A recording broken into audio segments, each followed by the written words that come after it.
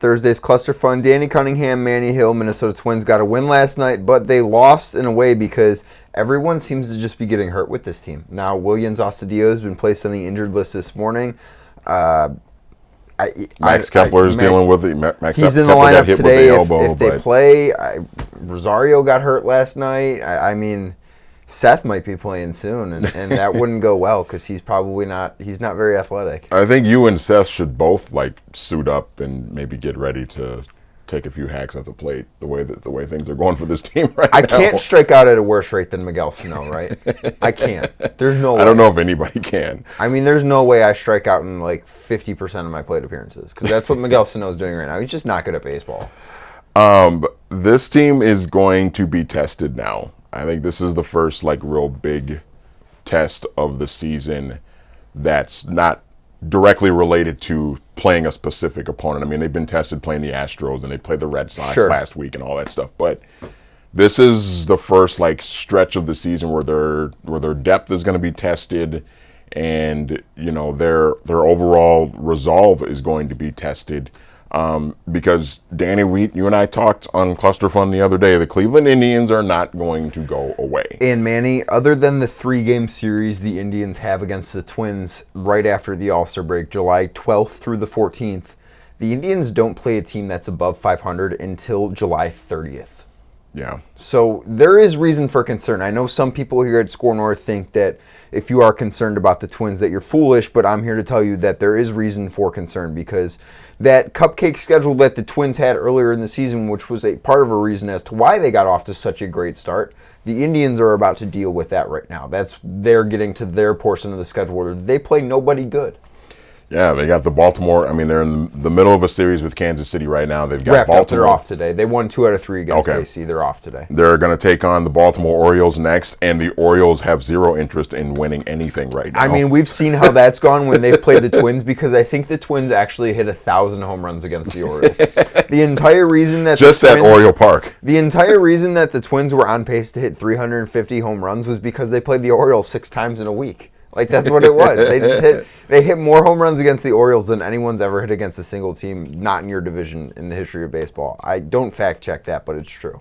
I still think this team is going to win this division, but I will maintain that I think that with where we're at the end of June, we still got 3 months left in this season. It's not over. It is not over, and the Twins have a good lead. It's a good, comfortable lead, but they're banged up right now, and the Indians have a very friendly schedule here on the horizon. So the Twins got to be careful here, try and get healthy. I know they just had a stretch where they played, I think, 13 days in a row without a day off. It seems like they're going to get a day off today. They got Monday off, so now they might get 2 days off in 4 days. But yeah, which will be beneficial. I'm curious if they play today because the Rays and the Twins don't have a ton of mutual off days left. I think they've got 3 or 4, and some of them come in the middle of a home stand for the Rays, so you're probably not going to fly them up to Minneapolis for 1 day and stuff like that. So I'm interested to see. It could be a really long day at the ballpark today.